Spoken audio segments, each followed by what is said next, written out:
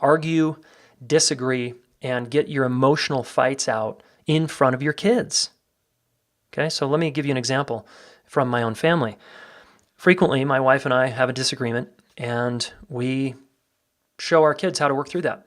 So we'll be in the kitchen making dinner, and there's a little snag, or she gives me a look, or I give her a look, and it's not intended to be mean. It's just the other person registers it that way. And it's like, ooh, now we're in kind of disconnection. And I might say, honey, what happened right there? Or, hey, are you okay? Or, ooh, I noticed I raised my voice there. My kids are right there. And then my daughter comes in and says, Daddy, Daddy. She wants to show me a piece of art or something. And I'm like, honey, hold on, time out. Daddy's not available right now. I need to finish this conversation with Mom. We're working something out. And the kids just sit there quietly and they watch and they listen. And sometimes they just draw. Sometimes they just sit there quietly, kind of looking at the ground. Sometimes they look right at us. And they watch us work through it. And they listen with every cell of them because they want to know it's going to be okay.